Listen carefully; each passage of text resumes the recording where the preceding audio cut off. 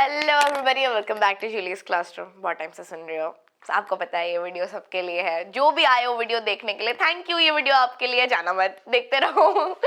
तो अभी हम पढ़ रहे हैं, actually this is one of my oldest videos जो कि मैंने प्रिपेयर किया था आप सबके लिए, because I think this is the fundamental that everybody needs to know in their life to learn English, because grammar important है। ग्रामर इंपॉर्टेंट है, बिना ग्रामर के इंग्लिश नहीं बोल सकते। आपको इंग्लैंड में पैदा नहीं हुए हो, ठीक है, इंडिया में पैदा हुए हो, इसलिए आपको ग्रामर सीखना होगा। बोलने का तरीका होता है, वो आपको फॉर्मेशन पता चलता है कैसे बोली जाती है करके। वरना आप तो फिर हिंदी भी गलत बोल रहे होते, स्कूल में जाके सीखा है कुछ, तभी तो रिफाइन हुए हो ना। तो लर्न फ्रॉम दैट। लेकिन ग्रामर में भी बहुत बेसिक्स चीज़ें होती हैं जो कि इंपॉर्टेंट है। जिस डेप्थ पे जाके मैं पढ़ती हूँ, एक्चुअली उस डेप्थ पे आपको पढ़ने की जरूरत नहीं है। And a lot of teachers in school 9th और 10th में they teach you in a manner which you need to know in their life, तो तुम आगे जाओगे। एंड उसके बाद फिर जो तुम मास्टर्स करते हो या फिर जो पीएचडी वीएचडी करते हो इंग्लिश में, उतना और तुम्हें जरूरत नहीं होती। तो दैट इज द ट्रुथ। अभी हम लोग क्या है ना, बहुत डेप्थ में जाके पढ़ के इसलिए पढ़ाएंगे ताकि हमें पता चले कि सबसे इजी चीज, सबसे इजी सारांश करके तुम्हें कैसे समझाया जाए समरी में। तो this is just a summary of my oldest video, one of my oldest videos, parts of speech, जिस पे मुझे अच्छा रिस्पॉन्स आया था, बिकॉज पार्ट्स ऑफ स्पीच जानना बहुत इंपॉर्टेंट है। अभी मैं बताऊंगी पार्ट्स ऑफ स्पीच क्या होता है। So let's begin.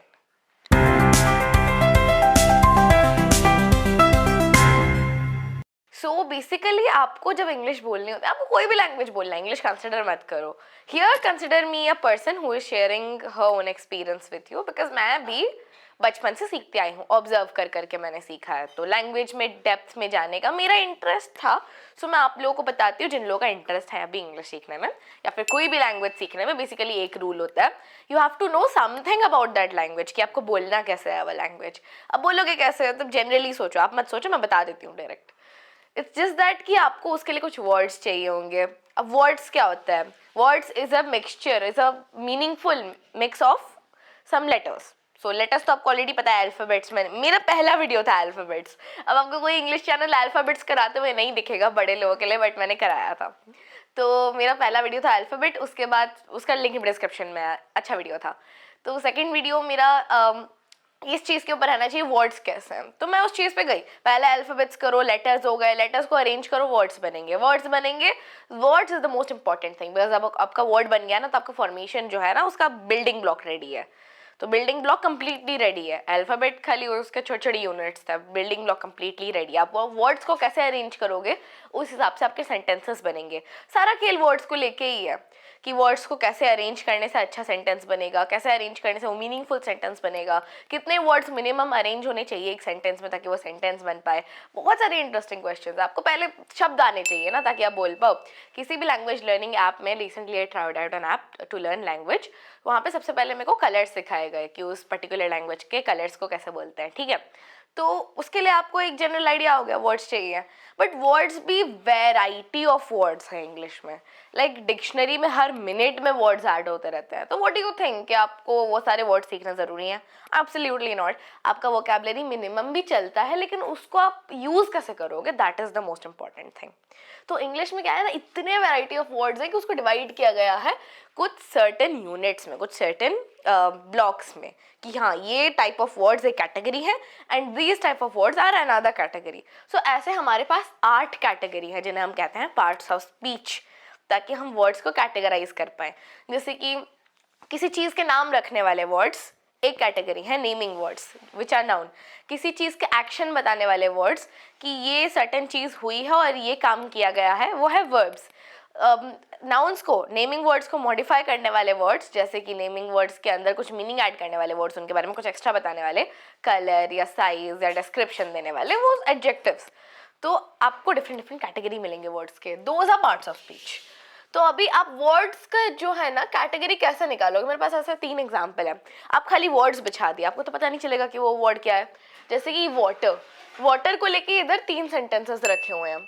तो water the roses, take some water, we saw a water bird, complete sentence नहीं है ये, we saw a water bird, ठीक है। तो अभी आप उस चीज को कैसे डिफाइन करोगे? वाटर तो तीनों सेंटेंसेस में है, लेकिन आपको तो चाहिए एक मीनिंग ना उस वाटर का, 3 अलग अलग मीनिंग है। तो यहाँ पे वाटर का मतलब खाली पानी नहीं है, वाटर का मतलब बहुत कुछ हो सकता है। एक जनरल मीनिंग होता है एक वर्ड का जो आप समझते हो उस वर्ड से, वाटर पानी, बट उस वर्ड को जब एक सेंटेंस में यूज किया जाता है तो उसकी मीनिंग्स चेंज होता है, फ्लक्चुएट होते हैं। तो उन फ्लक्चुएशंस को समझने के लिए वो वर्ड किस कैटेगरी में काम कर रहा है एक सेंटेंस में, बता रहा है कि वो किसी का नाम है, या बता रहा है किसी और चीज़ का डिस्क्रिप्शन, या बता रहा है कुछ एक्शन, या फिर कोई और चीज़ बता रही है, वो चीज़ डिफाइन करने के लिए आपको मिले हैं ये आपके पार्ट्स ऑफ स्पीच कि आप किस कैटेगरी में इनपुट डालोगे अपना। वाटर द रोजेस, सपोज ये एग्जाम्पल है, वाटर द रोजेस। यहाँ पे क्या है, वाटर एक वर्ब है। यहाँ पे क्या कहा जा रहा है, वाटर द रोजेस, रोजेस में पानी डालो, पानी डालो, पानी डालो क्या होता है, एक्शन होता है, करो, करने के लिए काम बता रहे हैं, करना काम है, काम करना है मतलब एक्शन करना, एक्शन करना है एक्शन वर्ड है, एक्शन वर्ड है, वर्ब है। ऐसे सोचो, प्रोसेस करो उस चीज को कि हाँ हम कैसे निकालेंगे एक चीज का मीनिंग। नेक्स्ट है टेक सम वाटर। यहाँ पे वाटर क्या है, वाटर क्या बता रहे हैं, टेक सम वाटर, पानी लो, पानी लो। यहाँ पे पानी क्या है, मुझे पानी पीना है, पानी इज जस्ट अ नाउन, बस पानी पीना है। टेक सम वाटर, वर्ब क्यों नहीं है, क्योंकि टेक ऑलरेडी एक वर्ब है इधर, तो एक और वर्ब की जरूरत नहीं है। सम इधर क्वांटिटी बता रहा है कि थोड़ा पानी लेना है, तो बस it's a noun, normal use किया गया है। Number 3, we saw a water bird. Water bird मतलब पानी वाली को पंछी है, पानी में रहते।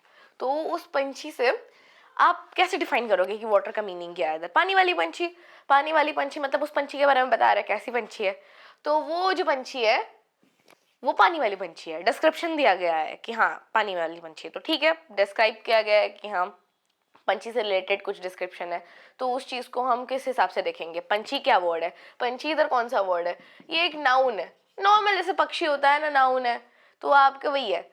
तो आप नाउन के बारे में बता रहे हो, पानी वाली है, तो फिर आप उस चीज को कैसे कैटेगराइज करोगे, एडजेक्टिव है, नाउन के बारे में बता रही है, एडजेक्टिव है, तो यहाँ पे वाटर हो जाएगा एडजेक्टिव, तो आपका पानी इधर है adjective. It is that simple. So you have to process the sentences. Okay, आप प्रोसेस करो सेंटेंस को, छोटे छोटे फॉर्म में ब्रेक डाउन करो। आपको जिस वर्ड के बारे में जानना है उस वर्ड के आसपास के वर्ड्स को एक बार देखो, उस वर्ड को देखो और नजर करो, सेंटेंस का एक ओवरऑल मीनिंग निकालो। वाटर द रोजेस, यहाँ पे क्या कहा गया है, रोजेस में पानी डालो। उसके बाद उस सेंटेंस में जो मेन वर्ड है, मेन वर्ड को देखो उसके आसपास कौन से वर्ड है। अगर वो मेन वर्ड इंडिपेंडेंट है, जैसे कि वाटर द रोजेस, वाटर एक वर्ब है इधर, इंडिपेंडेंट है तो चलेगा, आपको पता चल जाएगा। लेकिन अगर वो डिपेंडेंट है किसी और चीज के ऊपर, वाटर बर्ड, तो आप पहले उस बर्ड का मीनिंग निकालो कि वो चीज क्या है, फिर आपको मेन वर्ड का भी मीनिंग निकलेगा। अभी आपका क्या है ना, 8 पार्ट्स ऑफ स्पीच है, तो 8 पार्ट्स ऑफ स्पीच क्या है, मैं आपको गिना देती हूँ बस। नाउन है, प्रोनाउन है, वर्ब है, एडजेक्टिव है, एडवर्ब है, प्रीपोजिशन है, कंजंक्शन है, इंटरजेक्शन है। आपके पास 8 पार्ट्स ऑफ स्पीच है, याद कर लेना, ये वाली चीज इंपॉर्टेंट है बस याद करने के लिए, और तो ऐसा कुछ है नहीं। आपको जो बहुत भारी भारी चीजें दी जाती हैं ना, नाउन में इतनी सारी चीजें कैटेगराइज्ड हैं, प्रोनाउन में इतनी सारी चीजें कैटेगराइज्ड हैं, मैं ये वीडियो में आपको बस उन सब चीजों का एक हेडिंग या फिर एक मीनिंग देने वाली हूँ एज ऑल। मैं आपको उस चीज को डेप्थ में जाके नहीं समझा सकती, बिकॉज ऑब्वियसली मेरा इंटेंशन है एक शॉर्ट वीडियो जिसमें आपको पार्ट्स ऑफ स्पीच पता चले, जस्ट उसका एक ओवरव्यू देने के लिए। आपको अगर उस चीज के ऊपर एक डिटेल वीडियो चाहिए तो वो भी आ रहा है। तो नाउन, नाउन का अगर एक लाइन में हम डिस्क्रिप्शन निकालेंगे, एक लाइन में उसका मीनिंग निकालेंगे, तो क्या है, noun is a naming word and word used for naming anything is a noun. ठीक है, तो अगर आप कुछ भी नेम करना चाहते हो, मेरे आसपास क्या है, पेन है, पेन, ये मार्कर पेन है, मैंने नाम दिया मार्कर पेन।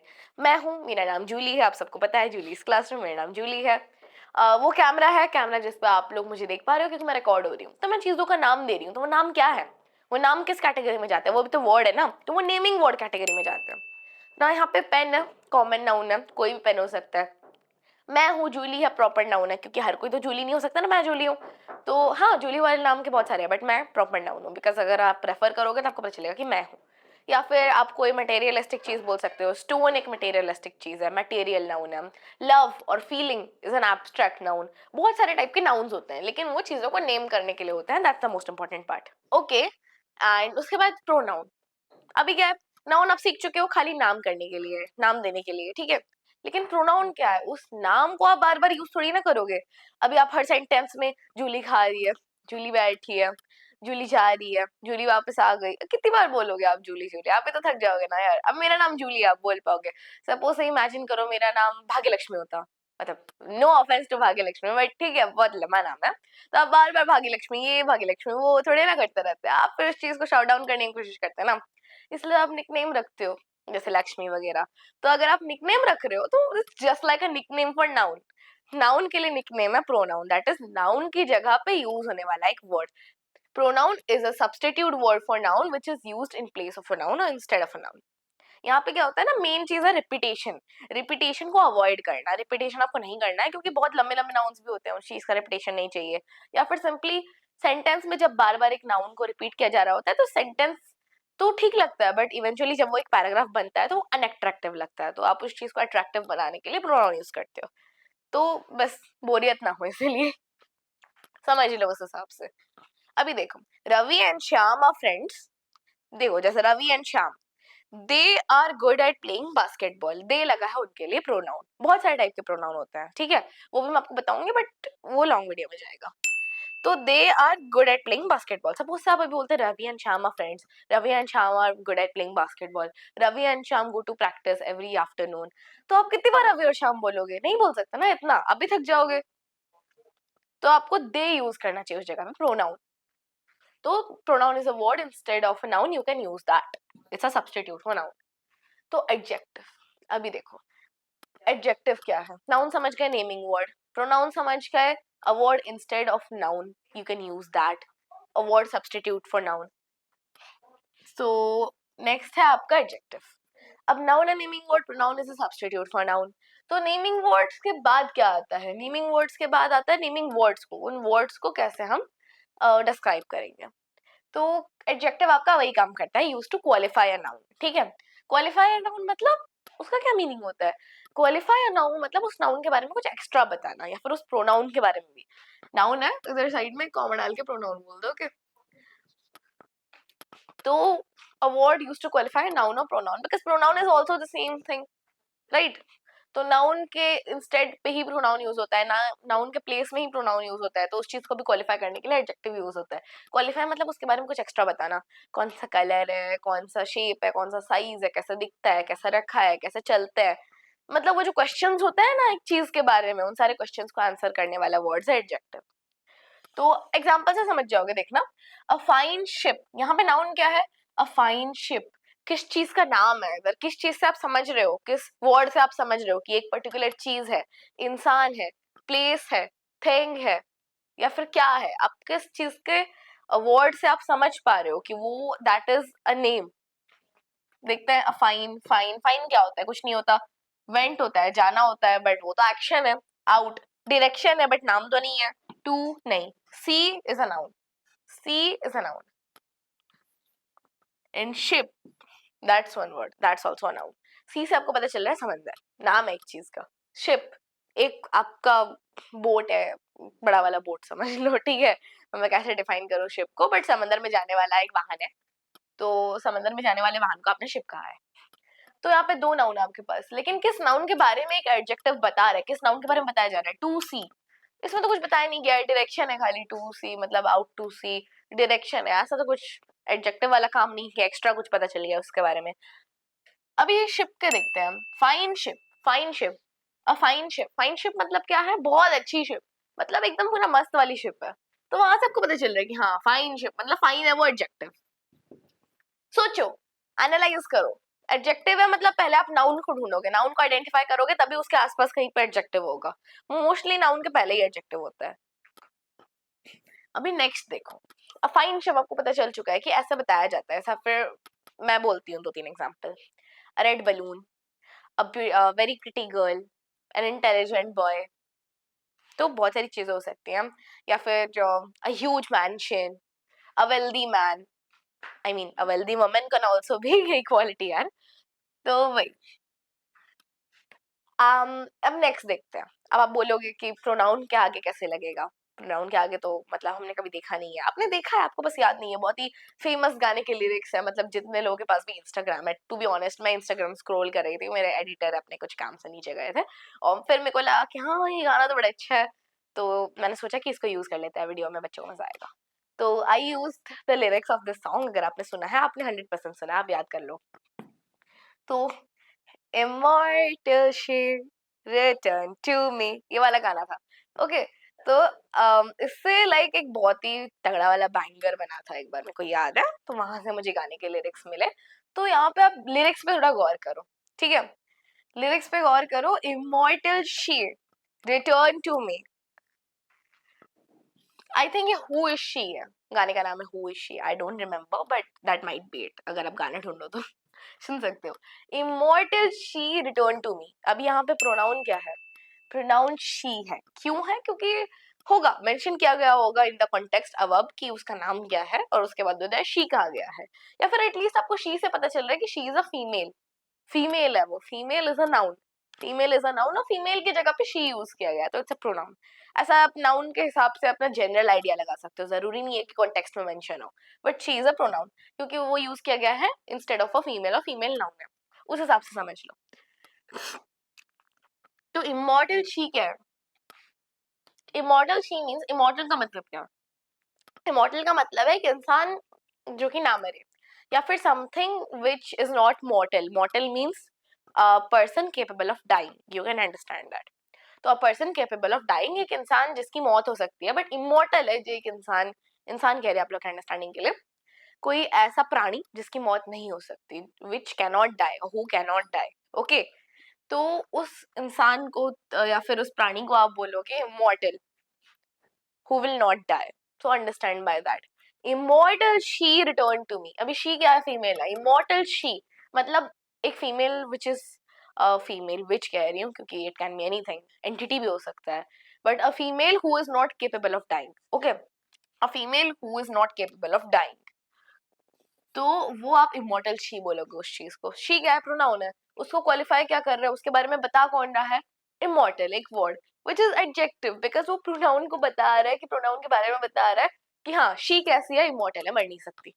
अभी आपका नेक्स्ट क्या है, एडवर्ब, वर्ब है, एडवर्ब है, सिंपल है, ये वाला और सिंपल है, बिकॉज मैं आपको हमेशा से एक चीज बोलती आई हूँ, एक सेंटेंस बन नहीं सकता एक पर्टिकुलर चीज के बिना, एक पार्ट ऑफ स्पीच सबसे ज्यादा इंपॉर्टेंट एक सेंटेंस बनने के लिए, वो है वर्ब।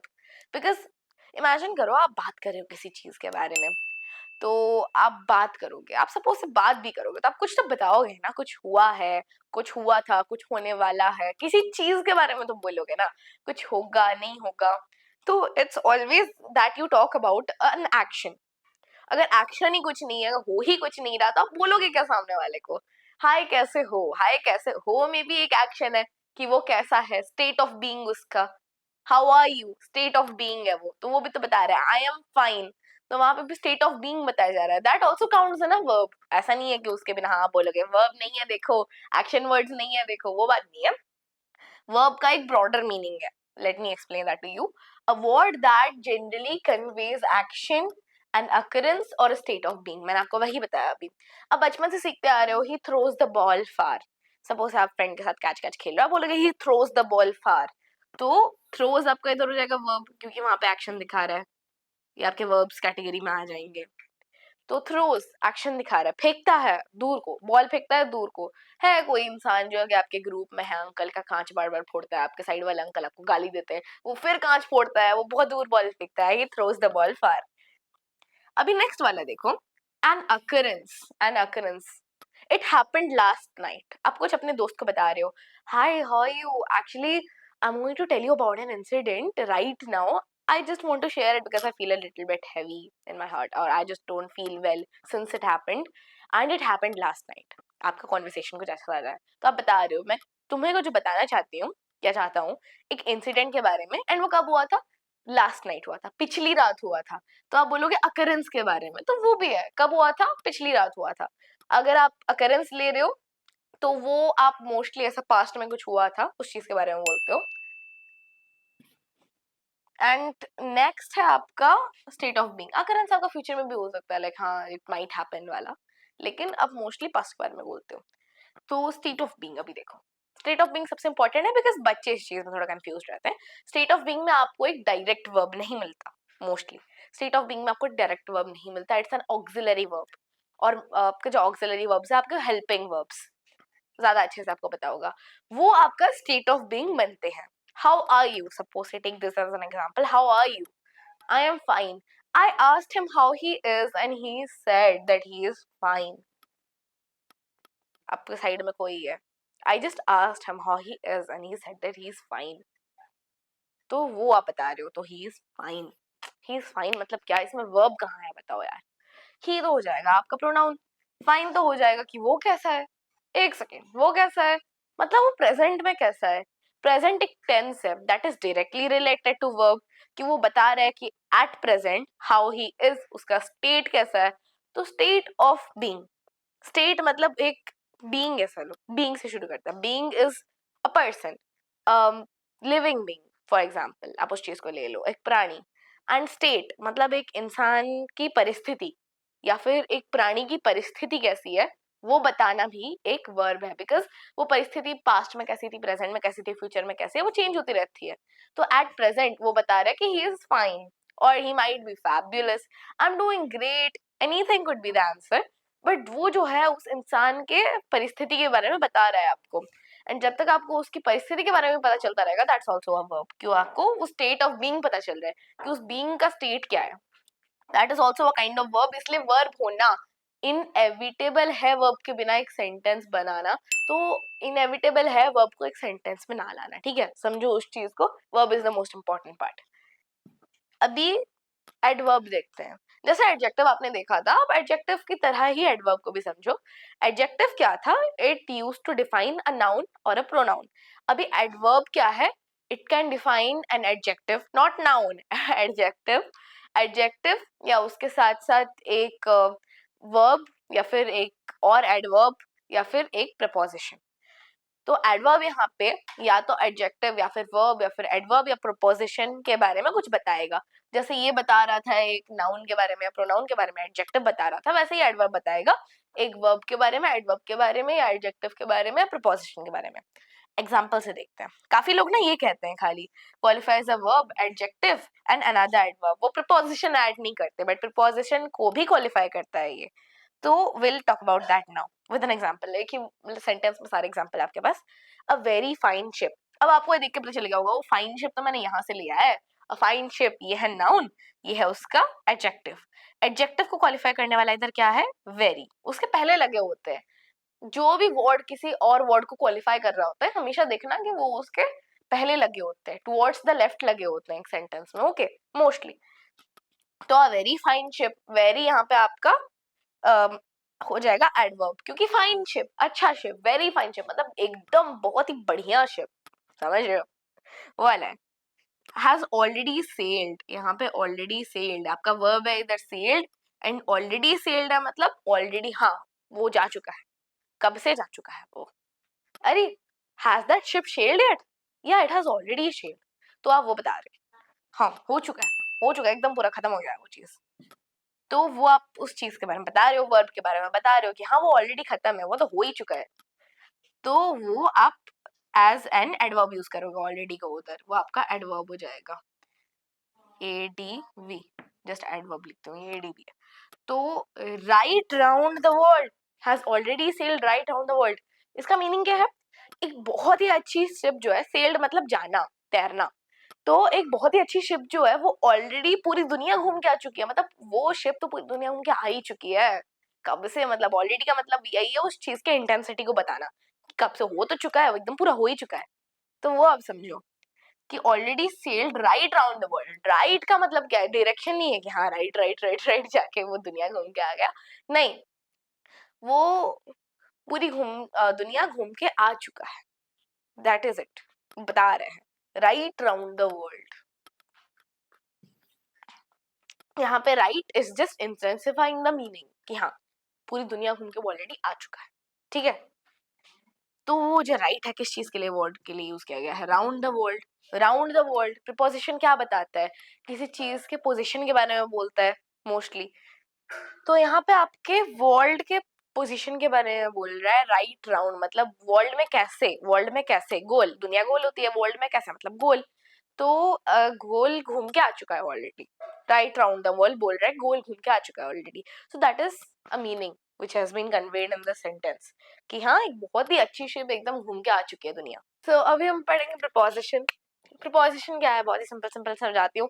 वर्ड्स एकदम पूरे सेम सेम लग रहे हैं, प्रीपोजिशन, कंजंक्शन, इंटरजेक्शन. डिफिकल्ट लग रहा है? नहीं है, बस नहीं है, कुछ डिफिकल्ट नहीं है. मेंटालिटी होनी चाहिए, सब कर जाएंगे, सब हो जाएगा. A word using, अच्छा ठीक है, a word used before a noun or pronoun to show place, time, direction, etc. Okay, so एक नाउन या प्रोनाउन से पहले एक ऐसा वर्ड यूज होता है जो कि उसको रेस्ट ऑफ द सेंटेंस के साथ कनेक्ट करता है. ओके, जिसमें आपको पता चलेगा कि वो ऐसा कौन सा प्लेस, टाइम, डायरेक्शन में जा रहा है या फिर वो वक्त कौन सा है उस चीज का. बताते हैं, एग्जांपल के साथ समझाऊंगी. उस नाउन या प्रोनाउन के बारे में बता रहा है, मोस्टली उसका कौन सी जगह पे है वो, या फिर कौन से टाइम में काम कर रहा है, कौन से वक्त पे काम कर रहा है, या फिर कौन सा वक्त हुआ है अभी, या फिर कहाँ जा रहा है, किस डायरेक्शन में जा रहा है, वो सब बताने के लिए. अब देखो सेंटेंस के एग्जांपल के साथ देख लो. Mary went abroad. कहाँ गई मैरी वेंट अब्रॉड?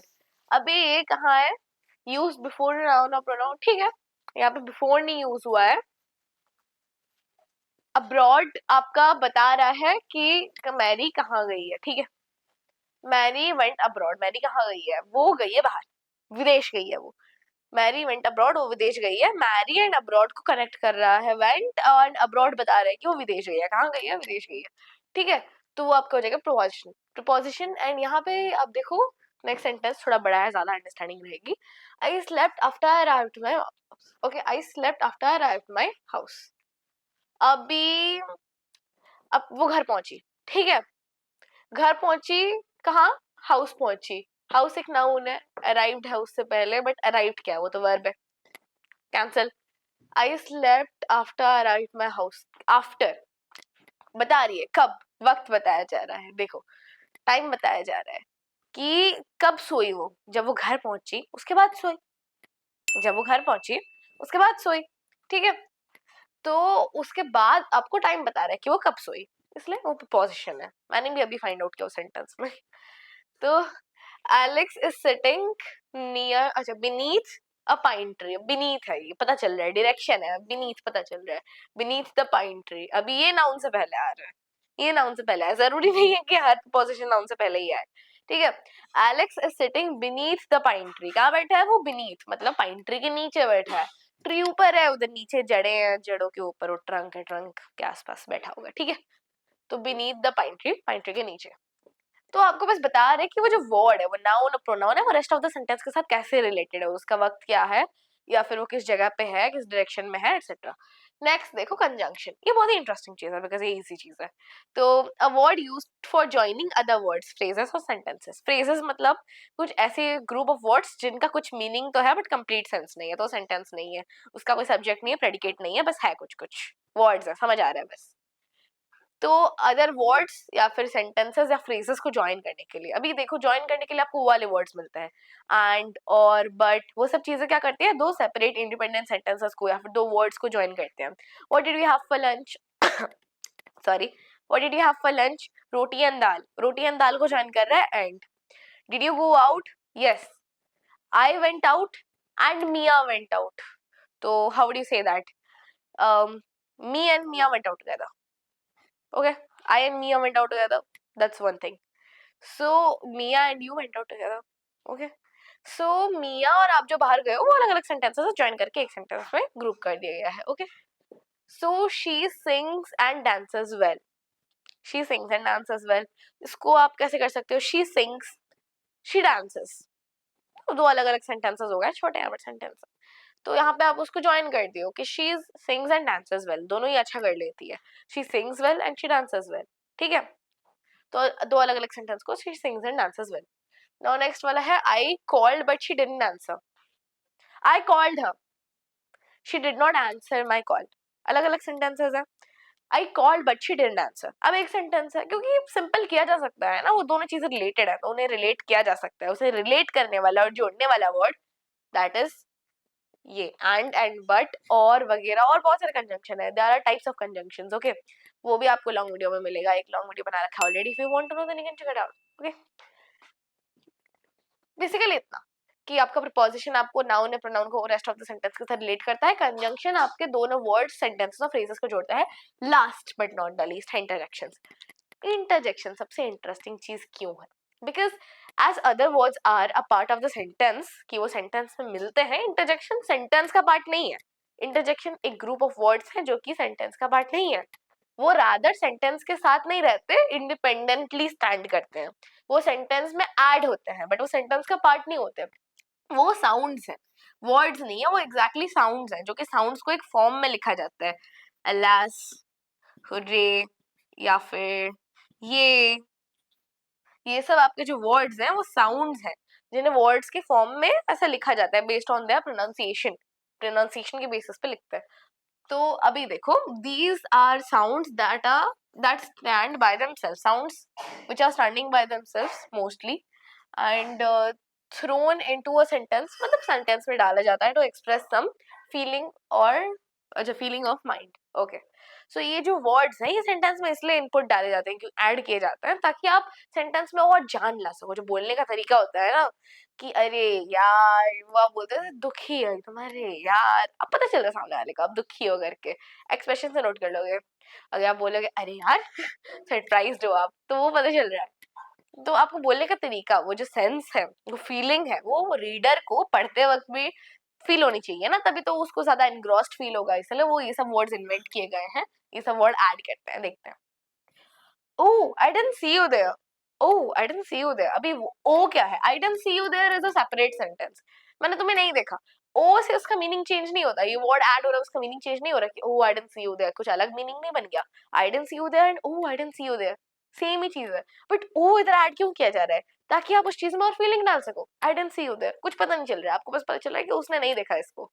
बट अगर आप बोलोगे oh, I didn't see you there, मतलब आपको लगेगा कि हाँ कुछ तो है, इंसान सरप्राइज्ड है. अरे मैंने तो तुम्हें देखा ही नहीं, तुम उधर थे, अच्छा, रियली, वो वाले सेंसेस आ रहे हैं. तो ऐसा क्यों? सपोज आप किसी के बारे में चुगली कर रहे हो, आप पीछे मुड़ के देख रहे हो, सेम ही इंसान आपके पीछे खड़ा है, आपको आंखें दिखा रहा है, oh I don't see you there, oh my God, वो वाली फीलिंग्स आती हैं. तो फीलिंग डालने के लिए सेंटेंस में, गॉश इट्स हॉट टुडे, अब ये बोलना लग्जरी है, जितनी तो ठंड बढ़ती जा रही है विंटर में. Gosh it's so cold today, चलो बना देते हैं, इट्स फ्रीजिंग टुडे, वो बढ़ते हैं. ठीक है, गॉश इट्स फ्रीजिंग टुडे. सो अभी आप क्या बोल रहे हो, तो बाप रे इट्स फ्रीजिंग टुडे, वो भी ठीक है, चलेगा. बट अगर आप बोलोगे गॉश इट्स फ्रीजिंग टुडे, तो आप सब भगवान को याद कर दे रहे हो एकदम ही, भगवान इतनी ठंड. तो सामने वाले को पता चल रहा है एकदम ठंड लग रही है उसको, मतलब लग ही रही है ठंडी से ज्यादा तो लग ही नहीं सकती. तो वो वाली फीलिंग्स डाल रहे हैं इंटरजेक्शन. अभी आप जान चुके हो प्रीपोजिशन, कंजंक्शन, इंटरजेक्शन. इसके साथ ये आपका 3 अलग अलग पार्ट थे. ऊपर के पहले 5 थोड़े डिफिकल्ट है, ये वाले तो इजी है, अच्छे से याद हो जाएंगे. ऊपर के 5 थोड़े डिफिकल्ट है. एंड इसके साथ आपका वीडियो समाप्त होता है. आपका noun, pronoun, adjective, verb, adverb, preposition, conjunction, interjection सब खत्म हो रहा है. एंड धन्यवाद.